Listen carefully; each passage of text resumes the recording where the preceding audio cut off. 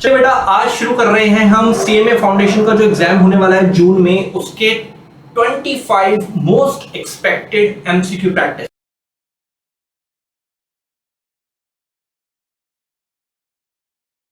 Economics के हम आज 25 क्वेश्चन इस वीडियो में सॉल्व करने वाले हैं।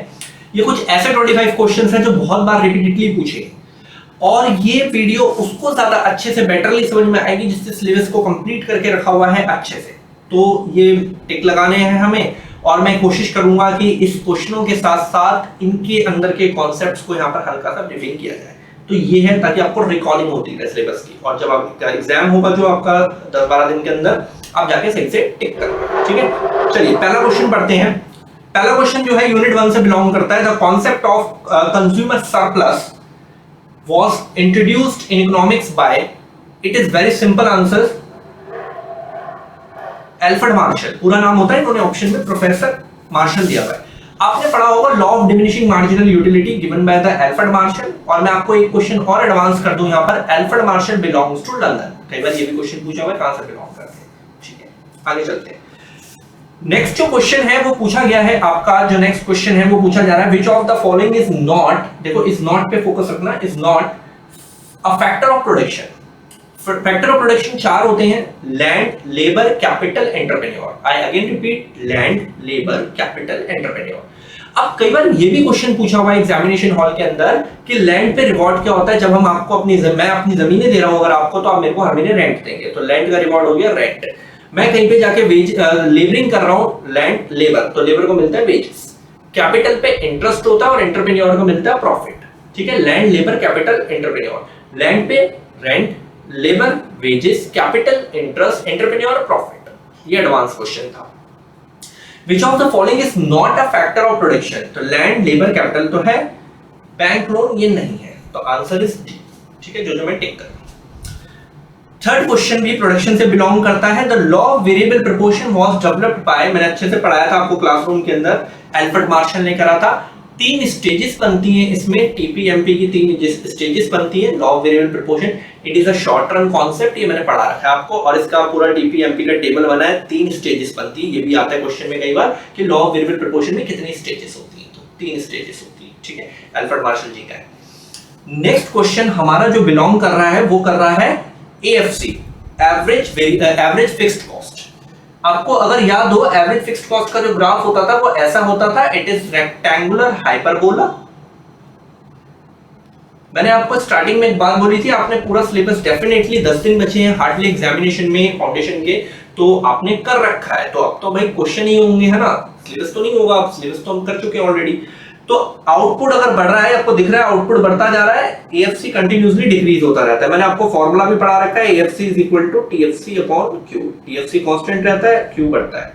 तो रेक्टेंगुलर हाइपरबोला, कॉस्ट लगातार क्या होती रहती है, कम होती रहती है। आउटपुट इंक्रीजेस, एएफसी जो होता है वो कंटिन्यूअसली डिक्लाइन होता है। ठीक है जी, चलिए आगे बढ़ते हैं। The relationship between money supply, first of all एक क्वेश्चन यहां पर टैकल कर लेते हैं। Money supply is a stock concept. During एक पर्टिकुलर पॉइंट ऑफ टाइम में लोगों ने कितना पैसा अपने पास होल्ड करके रखा हुआ है, इसको हम मनी सप्लाई बोलते हैं। एक पॉइंट ऑफ टाइम के अंदर मनी सप्लाई, अगर नोटों की संख्या है मार्केट में, आप ऐसे समझ लीजिए, अगर नोट सरकार ज्यादा प्रिंट कर रही है, इकोनॉमी में नोट आते जा रहे हैं, आपके और मेरे पॉकेट में आ रहे हैं, तो हम जाके उससे डिमांड्स भी करेंगे चीजों की। अब डिमांड बढ़ेगी तो प्राइसेस बढ़ेंगी, मार्केट पे प्रेशर आएगा, तो मनी सप्लाई और प्राइस दोनों बढ़ेंगे। मार्केट में अगर मनी सप्लाई बढ़ा दिया गवर्नमेंट, जैसे इंडिया में हो रहा है, तो वैसे प्राइस लेवल भी बढ़ता है। तो डायरेक्ट रिलेशन है, डायरेक्ट रिलेशन को बोला जाता है प्रोपोर्शनल। ठीक है, ये क्वेश्चंस बड़े मजेदार हैं, तब मजेदार हैं जब आपने सिलेबस को खत्म कर दिया है। इसीलिए ये वीडियो आपको रिलीज की जा रही है कुछ दिन पहले एग्जामिनेशन से, ताकि आपने सिलेबस करा हुआ है, आप सिर्फ क्वेश्चंस लगाएं, सीधा सीधा क्वेश्चंस मिल जाते हैं एग्जामिनेशन में, अपना टिक कर लें बस। चलिए आगे बढ़ते हैं, क्वेश्चन नंबर 6 की ओर चलते हैं। ये मार्केट से बिलोंग कर रहा है क्वेश्चन। ठीक है, आपको पढ़ाया गया perfect competition market, it is given by Alfred Marshall. Monopoly, monopolistic, oligopoly, 4 types पढ़ाए गए थे आपको, perfect competition, monopoly, monopolistic and oligopoly. Oligopoly market के अंदर जो है फ्यू सेलर्स होते हैं, गाड़ियों का ऑटोमोबाइल्स मार्केट होती है, मैंने आपको समझाया था, इसमें फ्यू सेलर्स होते हैं। प्राइस रिजिडिटी भी एक ऐसा फीचर होता है इस मार्केट के अंदर, क्या होता है वो सब पढ़ा रखा है। देखो नेक्स्ट, मनी के बारे में बात हो रही है यहाँ पर। मनी का एक और क्वेश्चन आएगा वॉकर का, इसी में ही आएगा लिस्ट में, तो ध्यान देना। The primary function of money, money के दो प्राइमरी फंक्शन होते हैं, medium of exchange and measures of value. Medium of exchange and measures of value. Then secondary function होते हैं store of value, transfer of value, standard of deferred payment. तो primary function of money two होते हैं, उन दो के आपको नाम भी पता हो, medium of exchange and measures of value. ठीक है जी। मनी मार्केट, इसका भी मेरे YouTube चैनल पे पूरी वीडियो स्टडी पे पूरा चैप्टर समझा रखा है, आप प्लीज इसको दोबारा देख सकते हैं। यहां से 2-3 क्वेश्चंस आते हैं एग्जामिनेशन के अंदर। Money market is controlled by RBI, ठीक है, and the capital market is controlled by SEBI। RBI established in 1935। ये सब बातें आपको पता ही नहीं है। On the basis of function, financial market के दो पार्ट होते हैं, अगर आपने नहीं दे रखा है, हम्बल रिक्वेस्ट कि आप मनी मार्केट की वीडियोस देखें, इसी चैनल पे अपलोड है, इसी CMA फाउंडेशन की प्लेलिस्ट पे। On the basis of function, financial market are classified into two parts, money market and capital market। और उस वीडियो लेक्चर में मैंने बोला भी है कि मनी मार्केट आपको फाउंडेशन में पढ़ाया जा रहा है, कैपिटल मार्केट आपको इंटर में पढ़ाया जाएगा। On the basis of money, in the basis of function, financial market are classified into two parts। One is money market, जो पूरा मॉड्यूल आप पढ़ के बैठे हैं, and second is capital market। ठीक है। क्वेश्चन नंबर 10 काफी इंटरेस्टिंग है, प्लीज ध्यान से देखिएगा क्वेश्चन नंबर 10 को।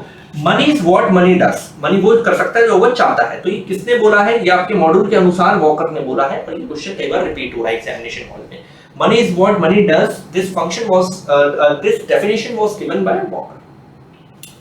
प्रोडक्शन के 4 फंक्शंस होते हैं। नेक्स्ट क्वेश्चन को मैं रीड कर रहा हूं, land, labour, capital, entrepreneur. The land is free gift of nature, जो हमारा लैंड जो आप देख रहे हैं दुनिया में, ये गॉड के द्वारा दिया गया है।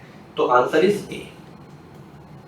ठीक है, ध्यान से समझिएगा, फ्री गिफ्ट है, फ्री में मिलता है। आप कई बार बच्चा बोलता सर मैंने तो खरीदी है, बेटा देखो इनिशियली जब दुनिया बनी होगी, मुझे नहीं पता कब बनी, ये जमीनें तो ऐसी रही होंगी ना, वो तो बाद में किसी ने हुआ, फिर वो बेच रहा है, अब मेरे लिए लाइक दिस।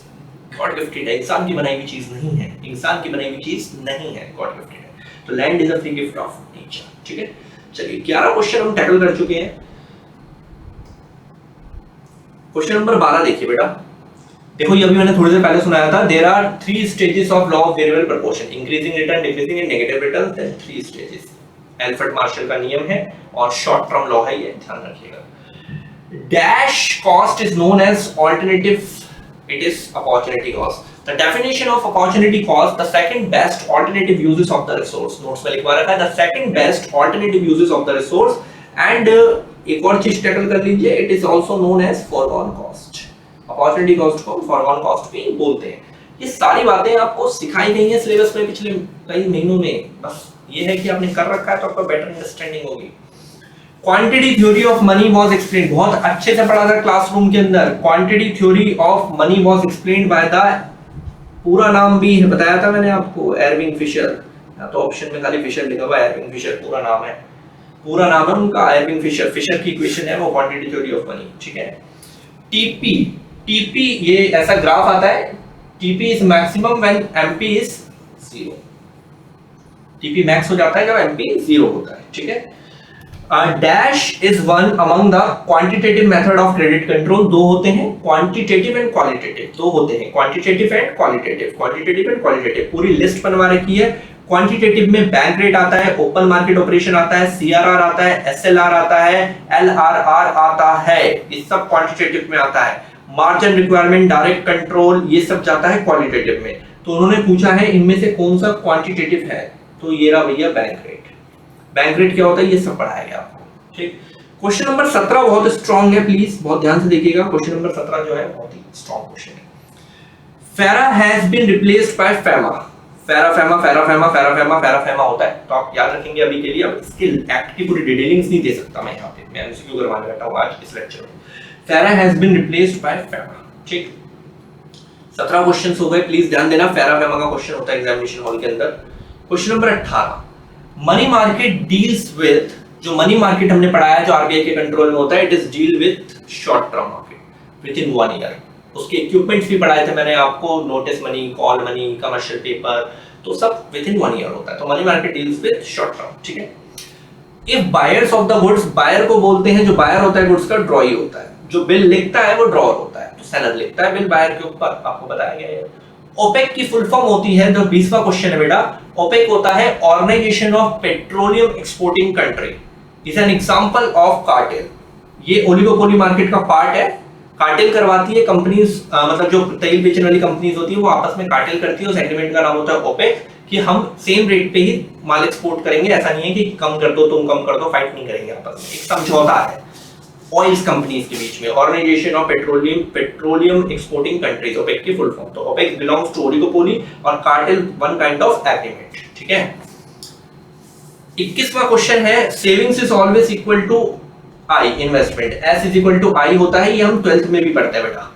जितना हम सेव करते हैं उतना ही हम क्या कर सकते हैं, इन्वेस्ट। मैंने 20 लाख रुपए अगर सेव करे हैं तो मेरी इन्वेस्ट करने की पावर भी 20 लाख है, तो investment. Labour supply curve is generally backward bending like this, समझाया गया क्लास में। Labour supply curve is backward sloping या बैकवर्ड बेंडिंग भी होता है कई ऑप्शन में, ठीक है, बैकवर्ड बेंडिंग। 22 तक हमने क्वेश्चंस करे हैं फिलहाल।